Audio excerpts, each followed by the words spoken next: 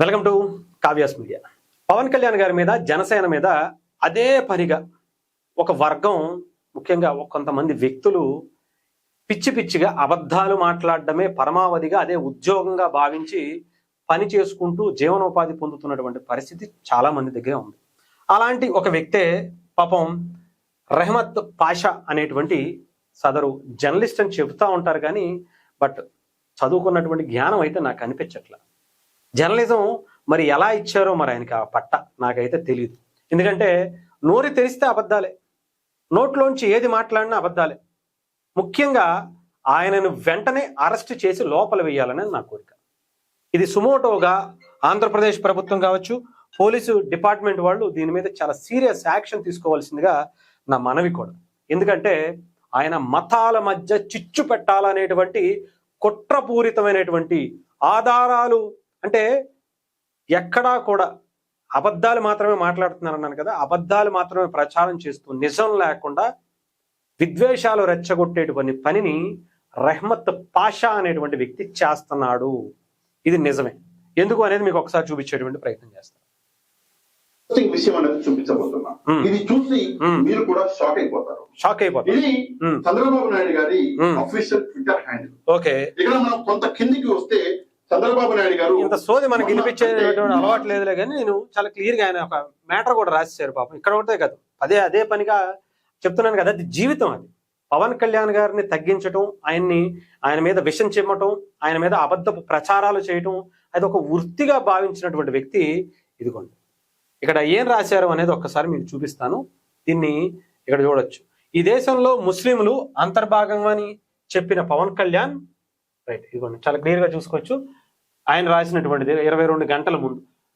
ముస్లింలు ఈ దేశంలో అంతర్భాగం అని చెప్పిన పవన్ కళ్యాణ్ గారు ఈ రోజు ముస్లింలపై కక్ష కట్టినట్లు ఉన్నారు అని, ఆ తర్వాత రాష్ట్రంలో దాదాపు కాపు సామాజిక వర్గం ఎంత ఉందో సమానంగా ముస్లింలు కూడా ఉన్నారు, వాళ్ళ మనోభావాలను కించపరిచిన పవన్ కళ్యాణ్, ఇక్కడ గారు తీసాడు ఆయన.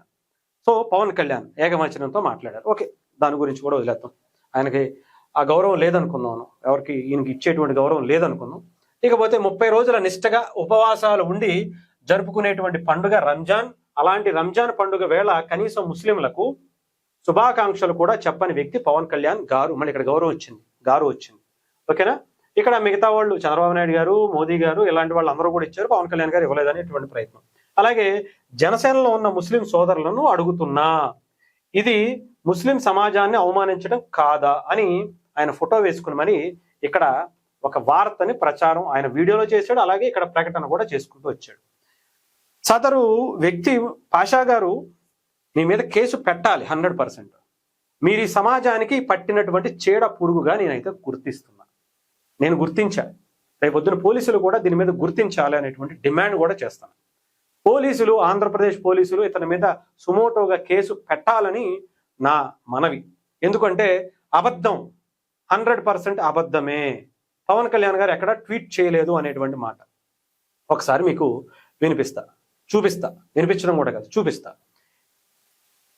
ఇదిగోండి, ఇది జనసేన పార్టీకి సంబంధించి 3 రోజుల క్రితం స్వీయ నియంత్రణలో ఈ నెల రోజుల పాటు కఠిన ఉపవాస దీక్షలు ఆచరించి ఎంతో సంతోషంగా జరుపుకునేటువంటి ఈద్ ఉలాల్ సందర్భంగా ముస్లిం సోదరులకు, సోదరీమణులకు రంజాన్ శుభాకాంక్షలు అని ఒక పోస్టరు, ఒక ట్వీట్ కూడా వేయటం జరిగింది.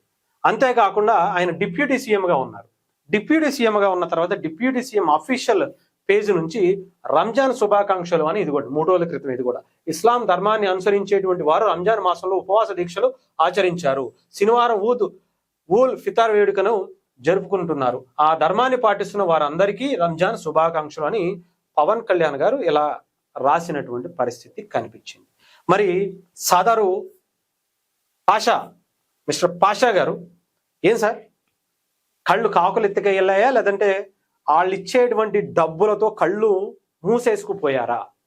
కనిపించకపోతే కళ్ళకి సైట్ ఏమన్నా వచ్చిందేమో అద్దాలు పెట్టుకుని చదువుకోండి. కనీసం 22 గంటలు 1 డే అవుతుంది, ఇది పెట్టి 22 గంటలు అవుతుంది. ఇది సరిగ్గా వెళ్ళపోయే బటికి ఇది పెట్టాడు ఆయన. అంటే ఏదో ఒక రకంగా ఆయన మీద విషం చెమ్మాలి, మత విద్వేషాలు రెచ్చగొట్టాలి, కుట్రలు చేయాలి అనేటువంటిది ఈయన వరుస ట్వీట్లలో నాకైతే కనిపించింది. ఇక్కడ చూడండి, 22 గంటలు 3 రోజుల క్రితం పెట్టినటువంటి ఈయనకి కనిపించలేదా అంటే కనిపిస్తాయి. అంటే చూడని వాళ్ళు ఏమనుకుంటారు? ఇతను చెప్పిందే నిజం అనుకుంటారుగా. ఇది కుట్ర కాదా?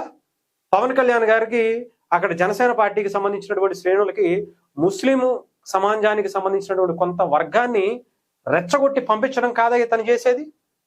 ముస్లిం సోదరులు ఇక్కడ ఆయన ఏం లాస్ట్ లో రాశాడు చూసారా? జనసేనలో ఉన్నటువంటి ముస్లిం సోదరులు అడుగుతున్నా ముస్లిం సమాజాన్ని అవమానించడం కాదా? అబద్ధం చెప్పమని చెప్పి ముస్లింలు ఖురాన్లో ఏమన్నా రాసుందా? మరి మీరు ఎందుకు రాశారు? మీరు ఎందుకు చదివారు? ఇది ముస్లింలను అవమానించడం కాదా? చెప్పండి. మీరు చేసేది ముస్లింలను అవమానించడం కాదా? అబద్ధాలు చెప్పడం అనేది, ప్రచారం చేయటం అనేది ముస్లింలు ముఖ్యంగా ఖురాన్ అల్లా ఊరుకుంటాడా మిమ్మల్ని అలా చేస్తే? డెఫినెట్ గా శిక్ష వేయాలి. అదే నేను కూడా కోరుకున్నాను. పవన్ కళ్యాణ్ గారి చుట్టూ ఉండేటువంటి వలయంలో ఆయన భద్రత, వ్యక్తిగత భద్రత సిబ్బంది మొత్తం సగానికి సగం పైగా ముస్లిం సోదరులే ఉండేవాళ్ళు. ఇప్పటికే ఉన్నారు కూడా. సినిమాల్లో ఉన్నప్పటి నుంచి ఇప్పటి వరకు ఆయన వ్యక్తిగతంగా ఆయన భద్రత చూసుకునేటువంటి కీ పర్సన్ కూడా, అంటే మిగతా వాళ్ళని కూడా నమ్మలేనటువంటి నమ్మకంగా, అంటే రైట్, మిగతా వాళ్ళకన్నా ఎక్కువ నమ్మకాన్ని పెంచుకుంది ముస్లిం సోదరుల మీదే పవన్ కళ్యాణ్ గారు. వాళ్ళు కూడా అంత బలంగా నిలబడ్డారు కాబట్టి పవన్ కళ్యాణ్ గారు ఎంతో మంది ఎన్ని రకాలుగా ఆయన మీద కుట్రలు చేసినా ఆయన అడ్డుకోగలిగారు. అర్థమైందా? అలాంటి ఆయన ముస్లింల పట్ల ఆయనకు ఉండేటువంటి ప్రేమ, ఆ భక్తి అనేది ప్రత్యేకించి చెప్పాల్సిన అవసరం.